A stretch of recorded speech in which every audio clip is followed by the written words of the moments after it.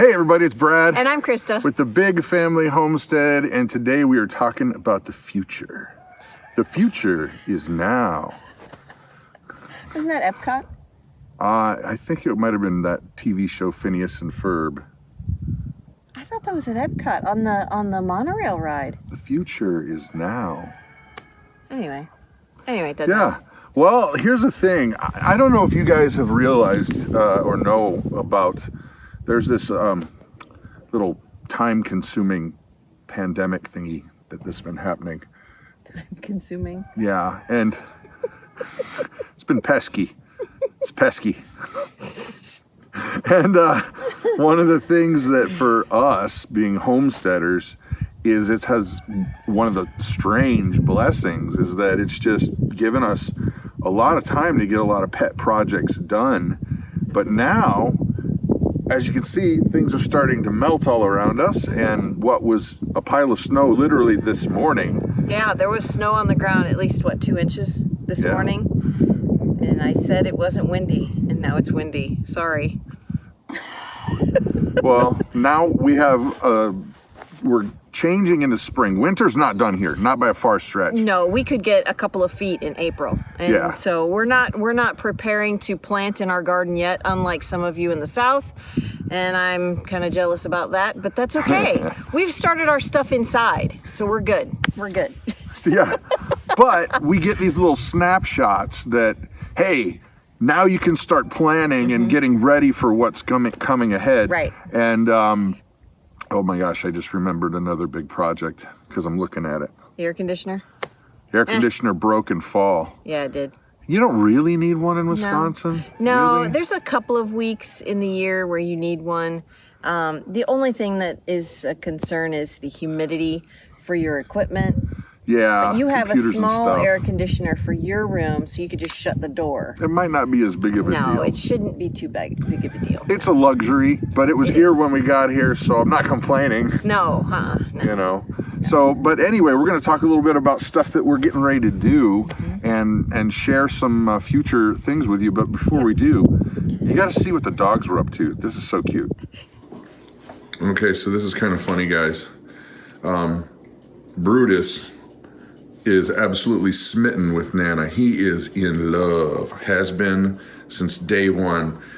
But Brutus is kind of a spaz still. He's still got a little bit of puppy on him. And so Nana runs. She doesn't like when he gets all puppied up.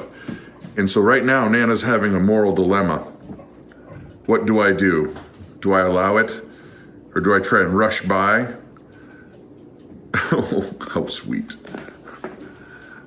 He's being good right now, but usually he's in spaz mode. And Nana's trying probably, what should I do? What should I do? She's trying to, oh, Nana. Okay, I'll leave you two lovebirds alone. Brutus, be nice. Yes, it's my girlfriend, it's my girlfriend. Those dogs are just absolutely adorable. They're so adorable. We are, honestly, I love our dogs. Well, and so that you guys know, Daisy is not going to be hanging around much longer. Daisy is actually Jonathan's dog. Has always loved Jonathan. Oh, yeah. And the minute he walks in the door, she jumps into his arms. Literally jumps up into his arms. It's hysterical. But she's always been his dog, and he wants her back. So guess what? Daisy's moving in a couple of weeks. She's going home. She's going home to Jonathan, and that's fine. We love Daisy. She's been a great dog. But he would like her, so that's fine. Yeah, just because I know some of you guys asked. Yeah. Oh yeah. Let's talk future stuff because future stuff. It's near future. It's not future. It's the future is now. Exactly. Yeah. So I think the first and biggest thing is let's get water to the barn. Yes, that's the first thing that's going to happen. Brutus is out parking. I don't know if you guys can hear it. He's out on the porch. He's on the front porch. He loves it. He loves it out there. Yeah, well, what happened was some setbacks happened, and then we thought that, because the water line going from the well to the actual barn, it crosses a power line. Right. And so we had it marked, and then I went and dug it up, and I was down 4 feet at least, and it was not there. So they came and marked it again. They said, no, it's right there. Should be just right there. And I kept going, and then we got ice, and it was game over for the year. Winter was there. And winter is coming. Winter, yeah. It's always coming. Winter's always coming. Yeah. No, so it was. You can't dig in the wintertime. The ground is frozen, so can't dig easily. I should say.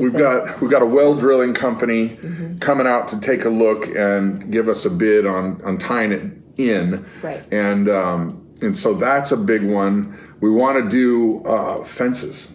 Yes, we put up fencing this past spring when we moved in. However, that was temporary. That was so that we could get in and get our animals here. Well, now we want to put in permanent fencing. So we'd love to do wood poles and some livestock fencing, so we're not having electric wires broken by some freak thing because the cow is spooked and takes off. So we're going to put in some livestock fencing, and then we'll put electric on the inside, but it's going to be more of a permanent barrier. Yeah. And by the way, this is all stuff that we're going to bring you guys along for the ride. So we just film whatever it is that we're doing. Right. So it's... Like today, I did some electrical work, and I tell you what, I need to take a shower because I've got the insulation, the pink insulation all over me, in my hair. We were running power because we got involved in a grant program for this specific home that there was a grant available to put in a new hot water heater for us. Right. And honestly, to tell you the truth, I forgot about it. Yeah. And I thought we just didn't qualify. Last November, and they came, and what they do is they come and they do a weatherization of your home to see if it is efficient enough so that you save a lot of money on your appliances being efficient and your home being closed in, so that you're not having to overuse a lot of propane or a lot of utilities. Exactly. So a new water heater is in the works here because our water heater is 35 years old. It's not efficient. And there's actually some leak, some kind of a leakage in there, so they're replacing it tomorrow. I can't believe it. I totally forgot about it. Yeah. And they've got to do a ton of work to make this happen. They've got to reroute gas lines, water lines. They're putting it in a completely different room. Right, because the space where it's at is too small for a larger water heater. So that was a blessing, but I had to run electric. I had to put a whole new line in so that where they're going to put the water heater has power. Right. So that was fun, and I definitely ate a bunch of insulation. That's not good. I'm pretty sure I breathed it real good. That should have had a mask on. I didn't realize that when I pushed it, it just went, and it was too late. Well, it is old insulation. It was already hanging down, and I was just gently pushing it up, and it skadooshed me. Oh, goodness. It skadooshed. Like when you throw a rock in the water, it makes that sound. It sounds skadoosh. That's my word. I made it up. Right. So some other future skadooshings plans that we have, bees. Bees, yes. We are getting bees. Yes, I love the bees. We love the bees. We have had bees in the past. There was even one point where we had 20 hives going, which is not a lot we weren't really commercial. We were just selling honey to friends. Right. But you are excited about it. I'm really excited about it. Now, if you guys know me personally, you'll know that 10 years ago, before we got our bees, I was petrified of any kind of stinging bug. I literally would freeze and not move if there was a bee or wasp or hornet around. But then after we got our honeybees, I absolutely love them. Yeah, I've gotten stung a couple of times, but it's not that big of a deal. And yeah, it hurts. I'm not allergic, but I'm fascinated by how they build the foundation, how they lay their eggs, and it's just. Well, here's one little thing. One of the cool things about bees, they can geolocate incredibly well, and there's a thing called the waggle, W-A-G-G-L-E, waggle dance, that when the bee comes back into the hive, it will go back and forth and twitch this way and that, and it's communicating to all the other bees where there are resources or water, or hey, look, there's a bunch of this kind of thing over here, and that way they all know by this waggle dance what's going on. And that's just one of a gazillion cool things about bees. And I gotta, actually, Dan, if you're watching this, I gotta get with you and find out where you get your bees from, because we need to get some. We need at least 2. We've got the hives, we just need the bees. Right. So there's that. That's gonna be really cool. Just a lot of stuff. The next thing is after the bee, well, not after the bees, but in addition to, is lean-tos on the barn. We were not able to get those completed last year. We ran out of time, and / money, because the barn cost more than we had anticipated. Wood went up in cost like you wouldn't believe. 300%. When we bought the wood for the barn, and then went to go and get the money, get the wood for the lean-tos, it had jumped 300%. So that got put on the back burner. So lean-tos are happening this summer, probably early June, after the ground thaws a bit. This is a long list. It's a really long list. I'm not going to go over everything because it's too long, but we've got to work on painting the house. We're going to be installing driveway alarm. We're going to redo the pig pen area. Yep. We've got to prep the field. We need to put new seed. We've already put some seed, but not enough. So we've got to go and get that here soon and put that down. Because now is the perfect time to reseed that field, is when there's that freeze and the thaw and the freeze. That way it accepts that seed without having to till. The cuckoo clock. Let's see. Oh, it's on time. It's 2:30, and it does one little woo-hoo. Well then, here, we'll tell you about the cuckoo clock. And this cuckoo clock is driving you cuckoo. Well, a little bit. The noise doesn't bother me. The ticking doesn't bother me. It's I can't keep the right time. That one's a real authentic one. This is an authentic cuckoo clock from the Black Forest in Germany. Jonathan mailed it to us. He was able to get a hold of it at the PX there on the base, which is so cool. So it is a small one, but that's okay. I wanted a cuckoo clock. The problem is I can't keep the right time. It keeps changing on you. It keeps changing on me. Sometimes it'll get to be like 15 minutes ahead or behind, or 30 minutes behind, and I have to keep adjusting it, which is really okay. And I know how you can regulate the time. It's by moving this leaf up and down on the pendulum. It's getting it set right.